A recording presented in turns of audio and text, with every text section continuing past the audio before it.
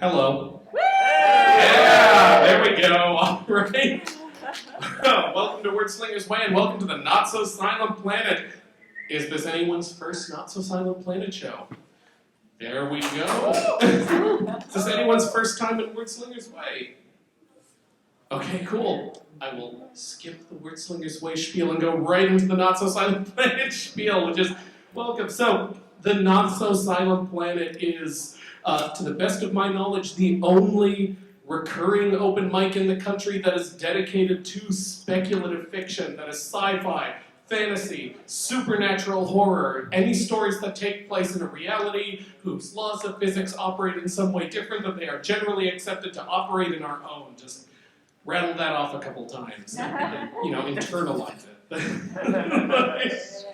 But yeah, this is this is the end of our 7th season, I think, this is ripe old age for an open mic. Like, the mortality rate on these things is like the plague. So, but yeah, way this works, we've got a sign-up sheet out there. You can just grab me by the sleeve if I seem available and, open to physical contact from you.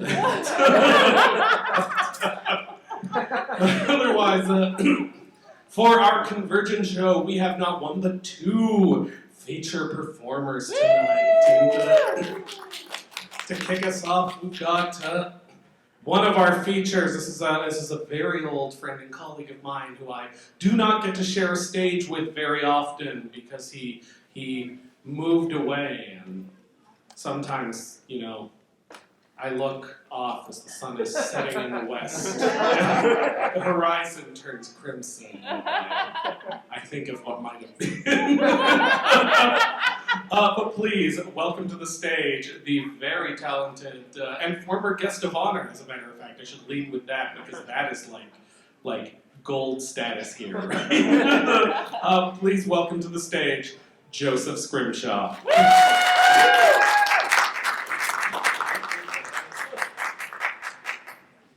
I'm never going to see the sunset the same again. Think of Phillip, thinking of me. That is so wonderful.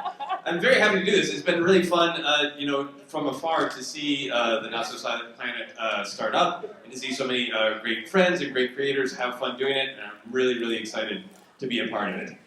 So here is my story. Good evening. My name is the narrator. Yes, the narrator. I am a cosmic being whose sole purpose is to deliver that fundamental element of human existence, story. Nature may be composed of earth, wind, water, fire, but the journey of feeling beings contains multitudes. Birth, death, parking tickets, sexual frustration, unwanted invitations to improv comedy festivals, and more. How can sense be made from all of this? The answer is simple. Story. For example, let's see what we can learn about ourselves from this tale of sexual frustration at an improv comedy festival. A story I, the narrator, like to call a good suggestion.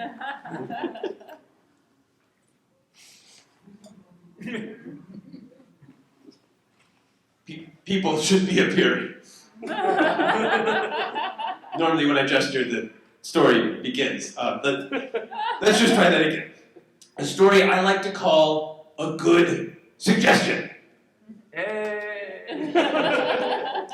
This is very embarrassing. I have no idea what is wrong with the cosmos.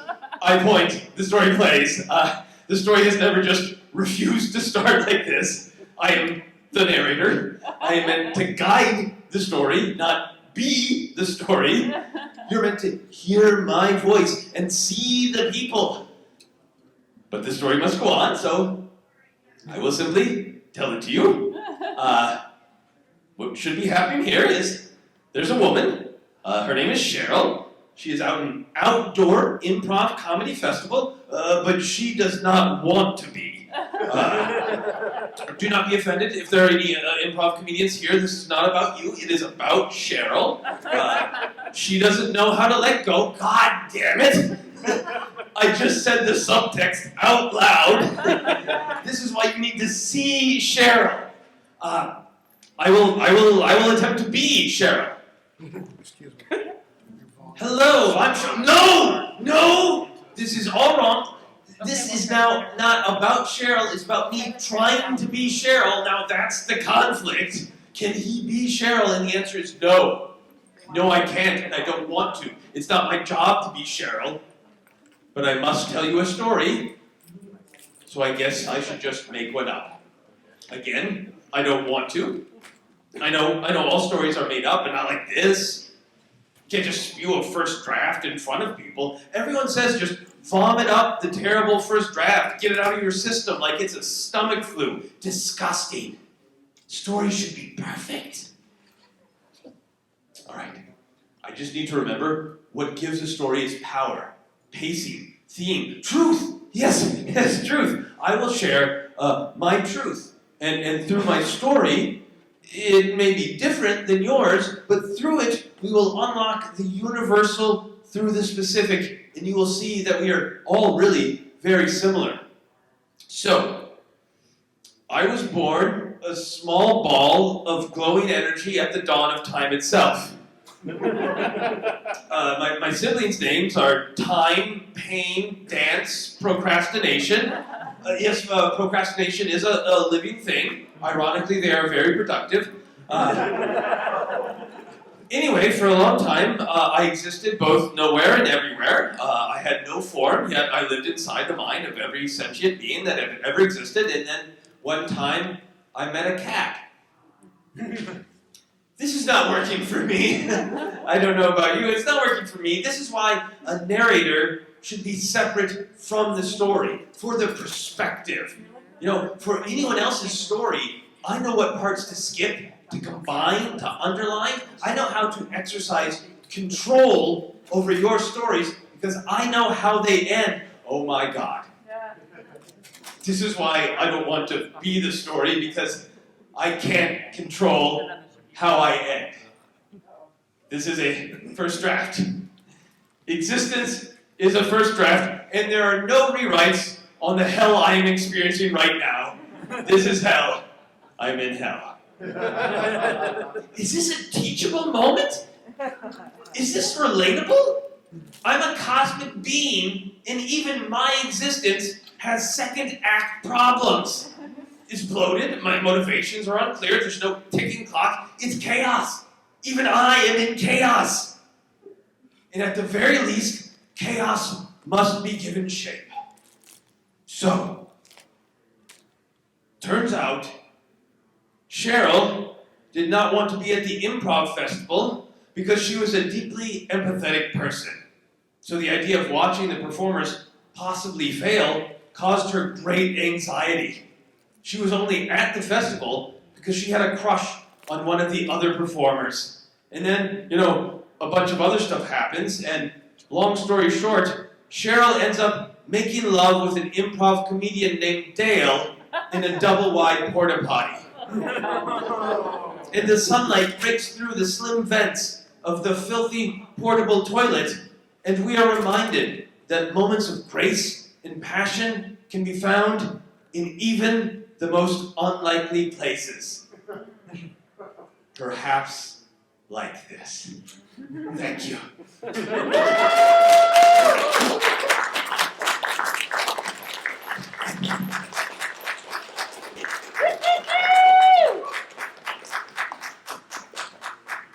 All right, let's make some noise for Joseph Scrimshaw. Joseph, is there a place people can learn more about your body of work? On my website at josephscrimshaw.com. There you go. I hope you're all taking notes. Open mic. So, the way this works, there's a sign-up sheet out front. People write their names on it. I call them up. You get 5 to 7 minutes to tell anything you want in this fictional universe. When you're at about 6 minutes, I'll be towards the back. I'll turn the light on my phone so you can see it, so you know you're starting to get towards the end of the time. We should probably wrap up. If you hit 7, I will begin to approach the stage, and then I will walk onto the stage, and then I will be on the stage with you. I've been doing this for 7 years, and I still don't know what happens next. I don't want to find out. You don't want me to find out. So I encourage you to keep an eye on your time as you're telling. But here's that sign-up sheet I spoke about, and I think the first person on it used underscores in the place of spaces. I feel like that's a sign. No? Am I hearing a loud no? No, someone else goes first. Someone else This goes is my first time. Someone else goes first. There we go, but you're going next. You're committing to that. You're prepared for that? All right. Moving on then. How about Sherry Merriam? All right, let's make some noise.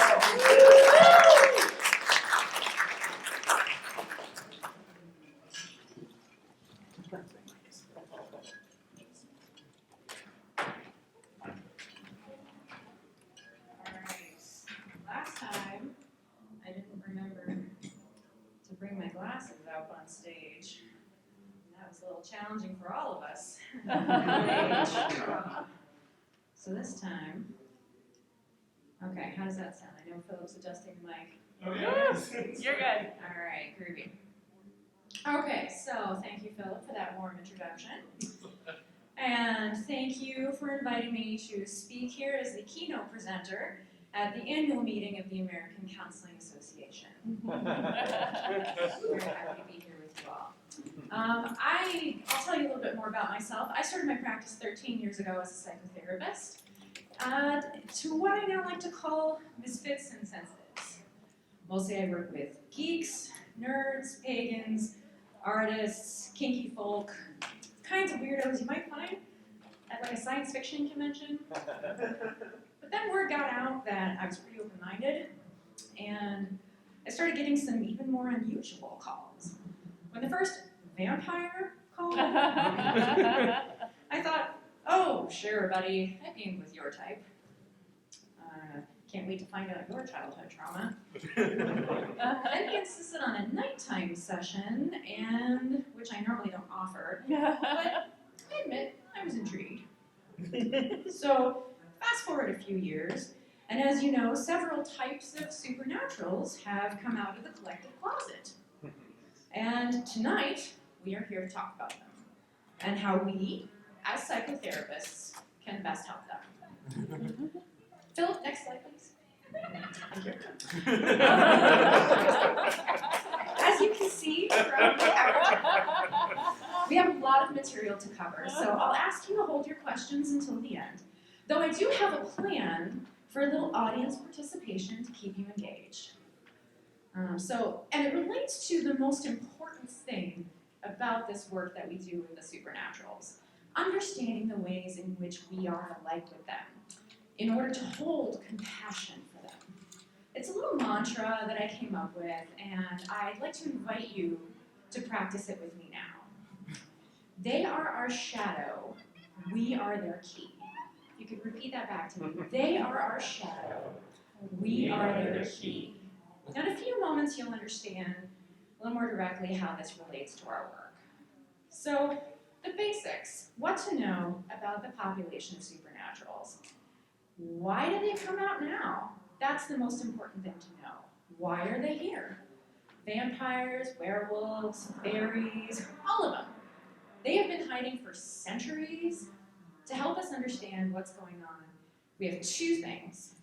We have our mantra, right? They are our shadow, we are their key. And then we have current events. I mean, look around you. Everything is fucking nuts, right? The globalization we were headed towards is now falling apart thanks to a variety of factors. The, EU, Brexit, wars, and then the pandemic, and then we therapists, like other healthcare providers and frontline workers, have borne the brunt of it, haven't we? Right? We are burnt out, and we have seen the system fail both us and the people that we serve. Yeah.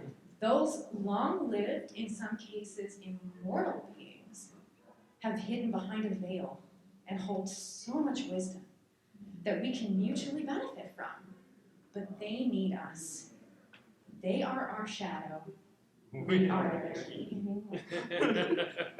But they are not the only ones. No, this is just the beginning. Having had access to their inner secrets, I have gained knowledge of the Ancient Ones, true immortal beings, beings of incredible scope, glory, and power, the power to unite us, all of us.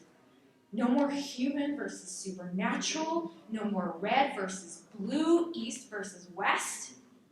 That is the true gift and the pain of the supernaturals. They are the harbingers of these ancient ones, and as their healers, we can help them. No longer do we have to keep trying to save the world one fucking person at a time. We no longer must bear this impossible burden alone. They are our shadow. We are their key. So, when they come to you, bringing you their dark needs, hopes, their dark secrets, share with them what you have already learned here. Share with them that you are already prepared to help open the way to a better, brighter future for us all. I believe that they will soon share with us exactly what they need. They are our shadow. We are their key. They are our shadow. We are their key. They are our shadow. We are their key. Yes. Thank you, my friends and colleagues. I look forward to entering this new age with you together. They are our shadow. We are their key. Thanks again for having me.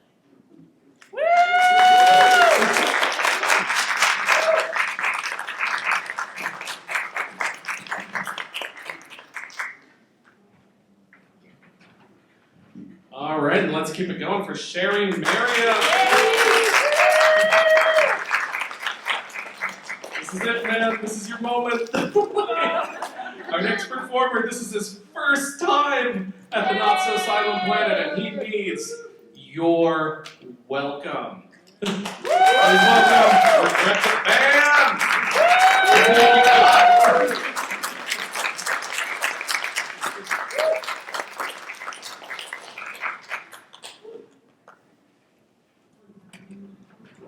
This work. My phone is not.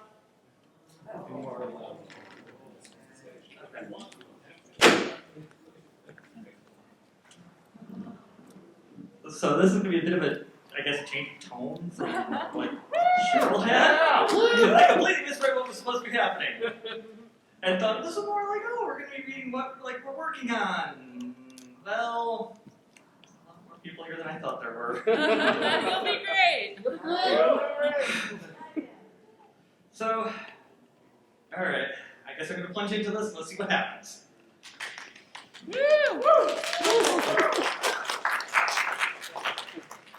Well, hopefully this podium does not drop my laptop, because I don't have the money to replace it.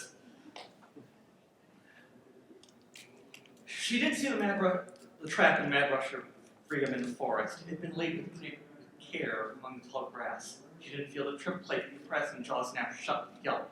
Her momentum carried her body over with the crash. She had been told the poacher had been set in traps, but she hadn't been told it was silvered. She tried to shift back. She needed her hands too. She focused, whimpering in pain with every breath. Nothing happened. The trap was driven into the ground well, and trying to pull up on it only sent white hot tendrils of pain on her limb. Her packmates would surely notice her missing, and then come looking. She was bleeding. The scent would be strong. She just needed to breathe. She heard the infernal contraction first, the harsh rap they made when accelerating, and the obnoxious smells they made burned her nose. They shouldn't be allowed. But it was coming closer. The sound separated. There were two of them. Panic surged. It was the poacher. Something let them know the trap had been sprung, and Silver was keeping her from shifting without. She pulled and thrashed, hoping that it would rip the devilish device free. she would have to limp back home, but she flipped back over and howled as her paw twisted in the trap. That's all I'm going to read right now.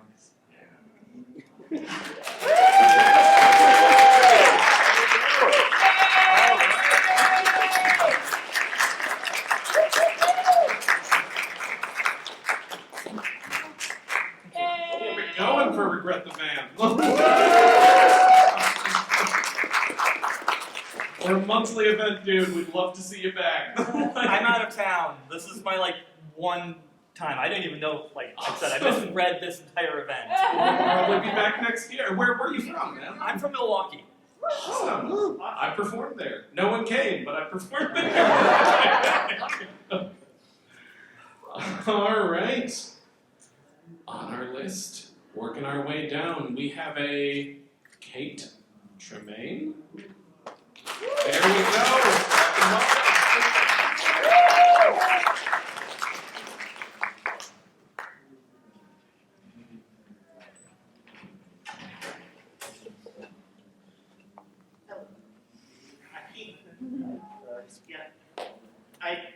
I started writing today, so any issues with this are rough draft issues.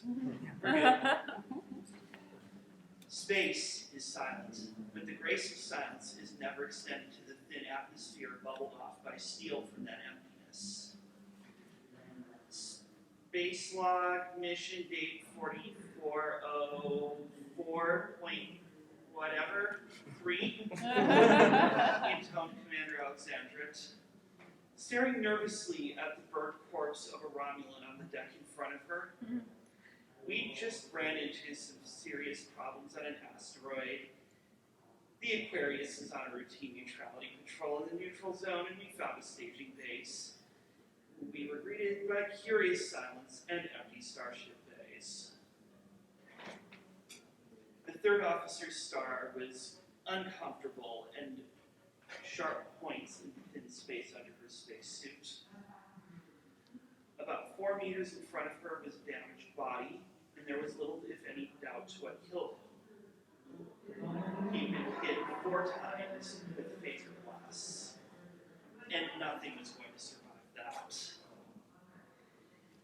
We're kind of screwed, Commander, said Julia Kane, looking just as nervous. It's not my fault. I was just here to investigate. I'm not trying to commit an act of war against the Romulans. She forced herself to point her hand phaser at the floor, setting it to off before putting it back on its holster pad. Kane was short and slender in a way that was compatible with starship life, fitting easily into the smallest of Jeffrey's tubes. Calm down, Commander, replied Alexandra, putting a note of confidence in her voice that she didn't really feel. Captain Davignon always said that faking like you're more in control of the situation than you are was the first step to being in control of the situation. And Rosetta Alexandra wanted more than anything to command her own ship, to command her own destiny. Ever notice, replied Kane, how when someone tells you to calm down, it never actually calms you down, Rosetta? It's really patronizing, and worse, it's annoying. You've got a point, replied Alexandra contritely. I just haven't seen many dead bodies before, and this one's giving me the creeps. Christ, replied Lieutenant Kintaro, clicking his phaser up to a higher setting. Permission to speak freely, Commanders? No! Yes, ma'am, but hey, did we actually shoot that guy? The commander looked glumly at Kane. Why am I certain this is a question whose answer is yes? And there's something going on that's distinctly at odds with that answer. Pretty good guess, Commander. And the sound of a twitching body behind them turned into a shuddering gasp as the pointy-eared humanoid wrenched himself off the deck with a violent shudder. How the hell are you still alive? Yelped Alexandra, whipping her phaser up. You ate 4 phaser shots. The Romulan scowled, his chest wasn't moving, and his eyes weren't pointing in the same direction. The body might have been moving around, but its movement seemed like a puppet's. Oh no, muttered Kane, pointing the tricorder at the thing. Run, all of you, and don't think about letting that thing touch you. Get your ass away from it. And that's where my text is kind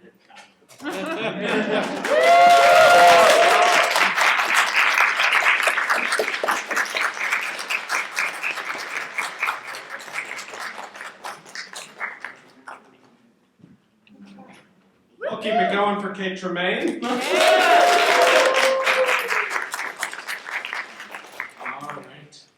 Letting you know there's a lot of empty space on this bill. Is there anyone out there who's got it floating around at the back of your head? You got a story, a novel on your hard drive you haven't shared with anyone else at the moment? I see someone who looks like he's never written before. I'm being facetious. This is... Please welcome to the stage one of our regulars who gave me a Mr. Jeff Henry.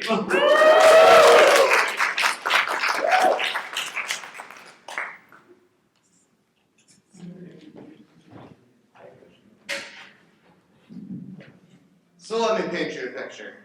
There you are, lying awake at night, suffering through pure dread at the thought of your own mortality, imagining your fragile consciousness blinking out like a light at the moment of your inevitable demise, wondering what's the point of all the suffering and strife that comes along with life if that's ultimately the end? Why slave away at your job, earning money to buy products that will just fill your empty house while you're rotting in the ground? Why work through the ups and downs of your relationship and marriage if the best you can hope for out of them is two matching holes in the ground, side by side, where your bodies feed the worms, topped by gravestones with the same family name? All the suffering and strife of life reduced to a momentary flicker of awareness on a rock hurtling through the darkness of space. Raise your hand if that sounds familiar. Come on, don't be shy, we've all been there. Irksome existential ennui, annoying death anxiety, bothersome mortality blues. It's all just a part of that miracle we call life, right? Well, it used to be before the introduction of Ego Be Gone. A brand new product from the Infinity Corporation. Ego Be Gone is perfect for those long nights when you just can't stop thinking about yourself. With its patented ego erasure formula, Ego Be Gone is what you need to attain nirvana now and step beyond the veil of illusion that is separation and independent existence. No more time-consuming meditation or annoying shamanic trance states. Instead, just aim and spray that psyche away. It's that simple. Ego Be Gone. Contact the Infinity Corporation to get your order today.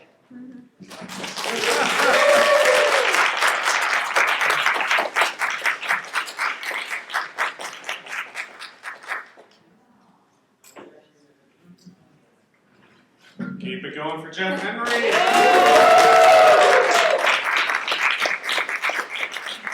Mr. Henry, is there a place where people can hear more of your work? Are you enslaved to any particular organization?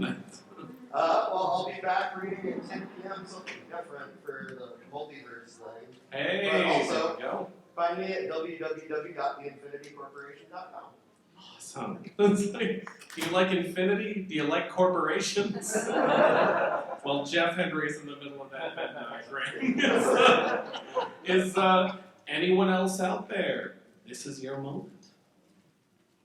I'm willing to hang there for a second. All right. If not, I will grab a little something of my own. Can't. Here, I'm just gonna flip through this. I'm gonna just make choices. That's right? Oh, it's okay. Oh, 127. There we go. Thank God for a table of contents. All right. Crystal's brow furrowed. I mean, why did you even try the light switch? It's Superstition, ritual, I don't know, Willie stammered. The warehouse was dark and she was too polite to shine her flashlight into his face, but there was enough of a peripheral beam for her to see him running his tongue along his lips absently. But I'm telling you, for reals, I flicked the switch and the lights flickered on for like a second. I didn't imagine it. Now that's impossible. Well, in this region, the grid has been down for decades. I know, right? That's why I said something, because it was so weird. Am I getting that you want me to not have said something? I want you to say true things. I am. It was true. I mean, she surveyed him dubiously. He was young, younger than her, young enough that she'd expressed skepticism about having him join these scavenging expeditions, but he was ambitious and able-bodied, and she could find a use for both of those attributes. He watched her as she scanned the darkened room. She scowled. How is that even possible? I don't know. I'm not smart like you. How is that possible?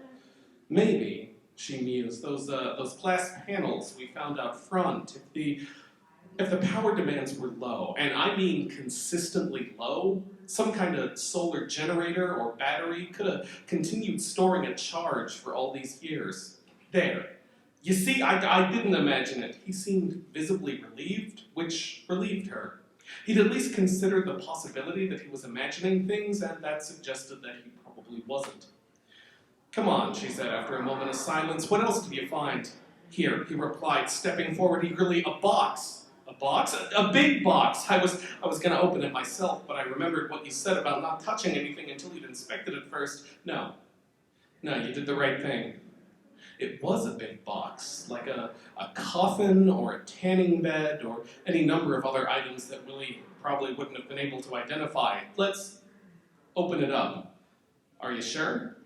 It's another one of the rules of old world tech, Willie. You can stare at it all you like, but sooner or later you just have to turn the damn thing on. Go ahead. He stared at her, then stared at it, then stared at her. She sighed, oh, for Pete's sake, reached forward, lifted the lid of the box, and was nearly blinded. When the white spots cleared from her vision, she saw what had caused them. A row of fluorescent tubes lining the inside of the lid. So Willie had been right. Somehow this place was receiving power. And when the white spots had cleared more, she looked down at the middle-aged and dark-clothed man laid out before her, arms folded across his chest like a vampire. Part of her brain went into shock at this series of events. Another, more efficient part of her brain started making observations that his skin was lightly tinged with blue, that ice crystals had formed along the surfaces of that skin and his black-rimmed glasses. That part had come to the conclusion that, yes, of course, there was no conceivable way that this man could still be alive when his eyes snapped open and all parts of her brain shut down at once. Her neurological reboot didn't take long, but it was long enough for the man to sit bolt upright and start shrieking, "End the Fed! End the Fed!"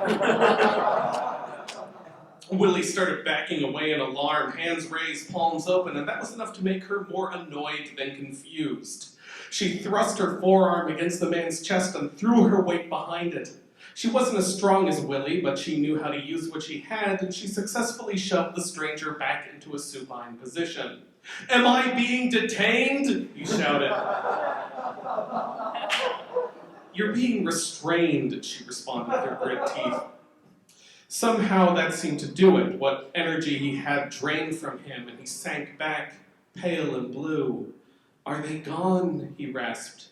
"Is who gone?" His lips parted, and she had to lean in order to hear his response. The words were practically air that floated from his throat to her ear. "The IRS."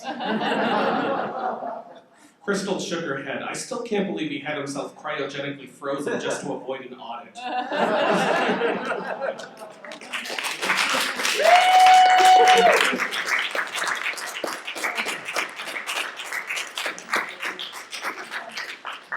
All right, folks, I think we got one more performer for you tonight, and this is our second and final feature performer. He is an author. He is a storyteller. By author, I mean he writes like real books on like paper and stuff. Like trees have died for this. So I'm going to go ahead and say, please, welcome to the stage, Mr. Michael Merriam.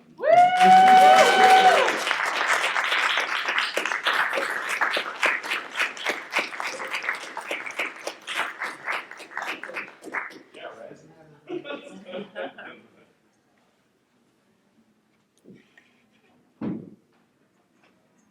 Y'all get to watch the super amusing thing of a guy who's pretty much blind get up here and read to you.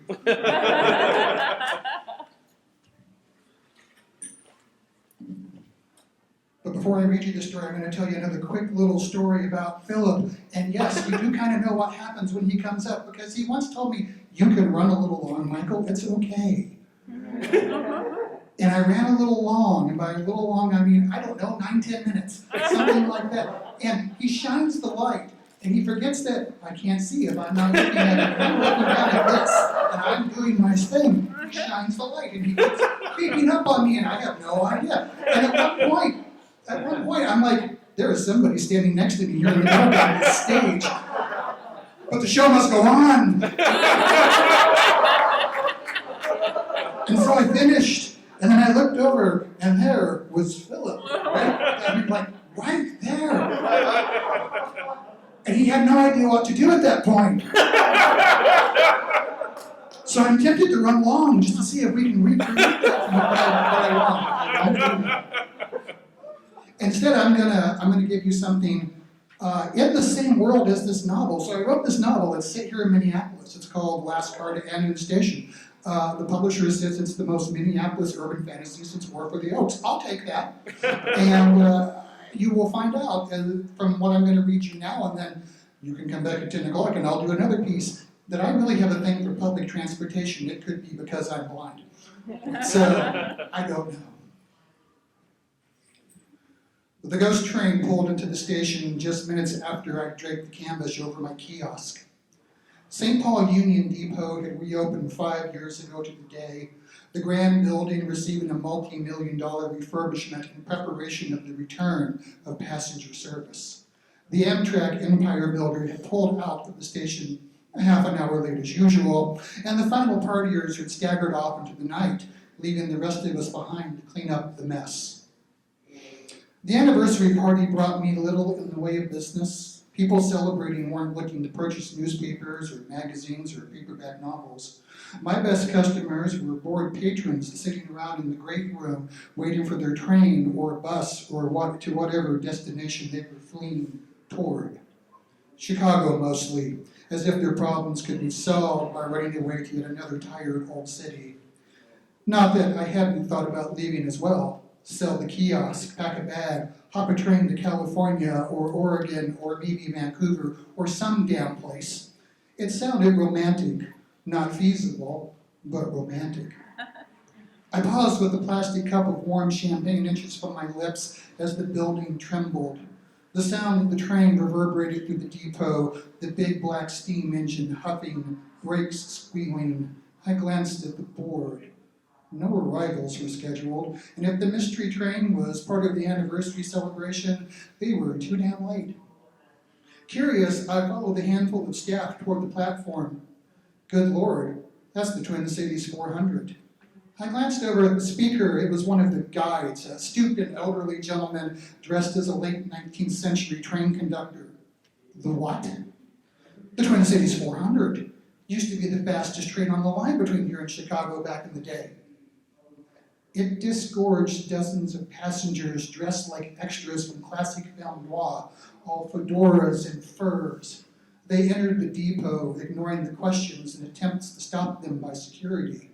They were purposeful, heading for the city beyond, fading the further they moved from the train until they all vanished just short of the front doors as the steam engine rolled away from the platform. They closed the depot for a week. I mean, you can't just go on about your business after you've had a train from the past arrive, disembark its passengers, and vanish into the night, right? But a week later, after no reoccurrence, it was deemed safe to reopen. Even I recognized the Hiawatha, the big Art Deco diesel engine drawing 7 carriages and a domed observation car pulled in like it was expected.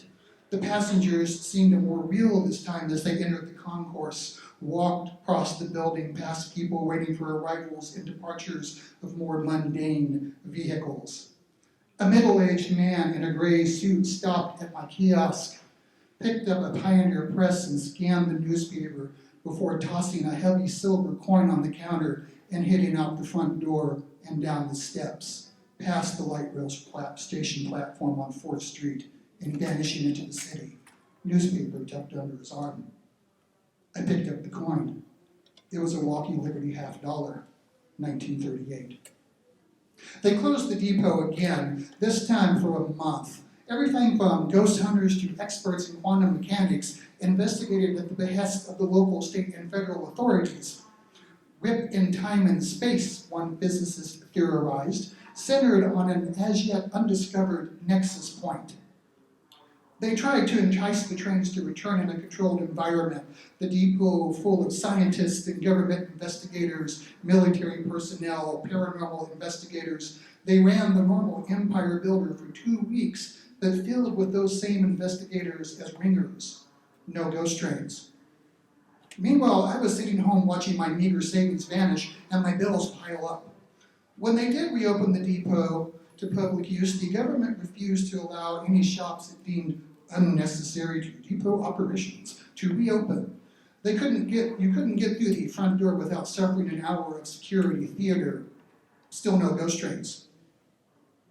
The mayor of St. Paul finally called the governor of Minnesota, who leaned on the congressional delegation, who worked their contacts in Washington to make Homeland Security see some sense, at least for once. The scientific community's theory that the only way to bring back the ghost trains was to return to normal operations, whatever that meant, added weight to the argument, and I was allowed to go back to work in peace. Well, under the watchful eye of men in dark suits with earpieces, but still, in peace. They started coming regularly after that, all the great old trains. The 400, the Hiawatha, the Zephyr, the Rocket, others running alongside the modern empire builder. Passengers disembarked, walked through the depot, sometimes making it all the way into the city, but mostly vanishing before they were halfway down the steps. All attempts by researchers, security personnel, and the plain curious to board the trains ended with bewildered-looking people standing on the empty tracks. Eventually, everyone just threw up their hands and declared this the new normal, and hence something to turn into a tourist attraction. Come see the trains from the past in all their glory. Maybe catch a glimpse of your grandparents as they disembark. And 3 months after that first locomotive arrived, the first Phantom streetcar rolled up to the light rail platform, giving all those time-lapse passengers a ride into the metro.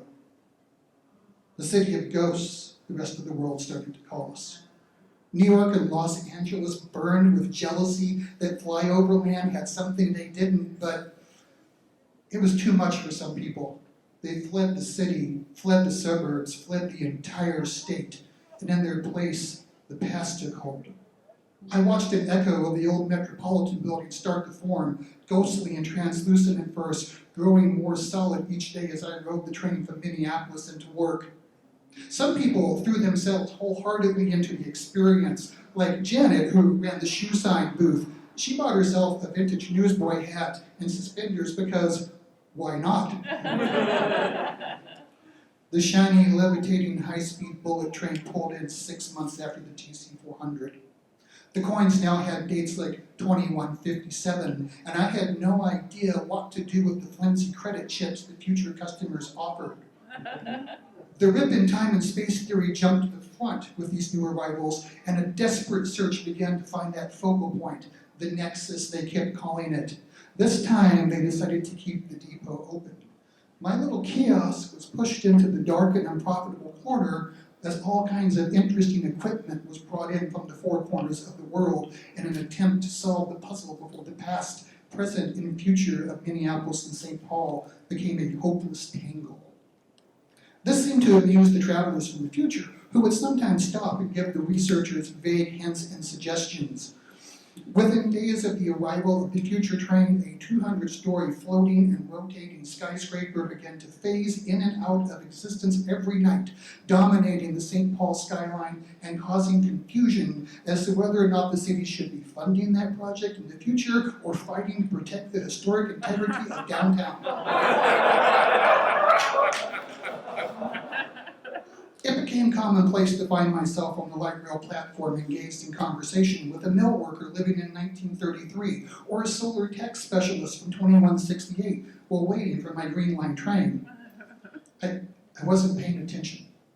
It should have been impossible anyway. I should have just found myself standing in the middle of the tracks looking chagrined as I clambered back onto the platform to wait for the proper transport for my time period. Instead, the conductor reminded me that the fare was 10 cents. I looked up in surprise, and before I could respond, the bell rang and the big yellow streetcar pulled away from the station, taking me along for the ride. I paid with a modern dime. The conductor peered at Ike for a few seconds before he just shrugged, and I took a seat next to the man in the gray suit who had bought that newspaper from me all those months ago. He was holding a very modern-looking tablet, and I wondered for an instant at the idea of an antique streetcar with Wi-Fi. I casually peered over to see what he was reading. The masthead claimed a date of August 15, 2201, and there was a large color picture of me, black hair pulled back in a ponytail, wearing my favorite yellow sleeveless blouse and blue jeans. I stood in front of my kiosk, smiling at the camera. Under the photo in small print it read, Teresa Roy, first opener at our Union Station Depot newsstand, 2018. I remember doing that photograph last year. I looked so cheerful. The streetcar stopped and my seatmate looked me in the eyes. I think that's your transfer, he said, pointing at the sleek glider waiting on the crossing track. This train doesn't go to Minneapolis, he added helpfully. I exited the streetcar and walked to the waiting future version of mass transit in. Well, if I said in a dream state, that would be dramatic. I mean, who believes in that sort of thing outside of fiction, right? I stepped aboard and a disembodied voice, low and soothing, welcomed me by name. The other riders went silent, stared. It was a quiet ride to Minneapolis, punctuated by periodic new passengers giving me a double take as they passed me. When we came to a smooth stop in front of Target Stadium, I fled, ran the 3 blocks to my apartment, only to find it filled with milling strangers, future and past, peering at my personal items as if my apartment was some kind of museum display. They looked surprised at my appearance, meekly shuffled out under my glare. One grandmotherly lady dressed in the loose and flowing earth tones of the future stopped, touched my cheek, thanked me. I was on my 3rd grain belt when my tired brain clicked. Rip in time and space, centered on an undiscovered nexus point. I packed a backpack and a carry-on suitcase and caught the blue line to the airport. There I explained to the ticket agent at the Delta counter that my trip was a sudden thing, the death of a beloved uncle in Missoula. I really needed to leave, tonight. It's a nice enough city, Missoula, Montana. I picked it at random from the departure board. I bought out a newsstand in the airport from a couple looking to retire and spend their golden years living up in the mountains. I started taking classes at Montana U, and I wrote a personal memoir about my time in the city of ghosts. I put it in an actual trunk, too afraid of the potential repercussions should I publish it. Maybe I'd leave instructions for its publication after my death. I wondered what would happen to the Nexus after I died. Would it all unravel? Would things go back to normal? Would these time slips I seemed to cause not up worse? I didn't think so. I mean, once you open a portal, I suspect it's hard to close. And the news article called me the first opener, which implied others. And the Twin Cities was still the city of ghosts. The trains and travelers continued to arrive after I left. It's been a good 2 years. I was just starting to think I was wrong, that maybe I could unpack my go bag, get a dog, start dating again. But Friday night, after the last scheduled arrivals were safely on the ground and all the passengers gone off to collect their luggage, a vintage 1940s Lockheed Constellation with the logo of the long defunct Northwest Orient Airlines on the tail appeared out of the darkness, landed, taxied up to the terminal. The man in the gray hat gave me a cheerful smile and wave as he led the procession of fed passengers down the concourse.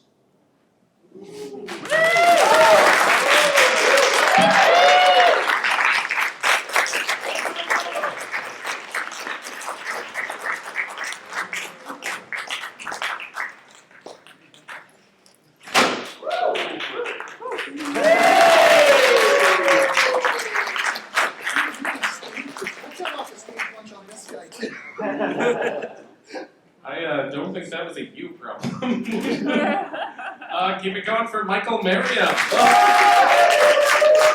Make some noise for all of our performers tonight. Thank you all so much for coming out. I hope you had a good time. The Not So Silent Planet is a recurring event. We'll be back at Strike Theater sometime in October. Otherwise, please stick around the con. I'll maybe check out Wordslingers Way again. We've got a great storytelling challenge show called Glasses and Spectacles coming up next, where storytellers have to tell stories while performing another task at the same time. If that sounds amusing to you, that's up next. Otherwise, we've got lots of great programming. There's lots of great stuff happening at the con, and thank you all so much for coming.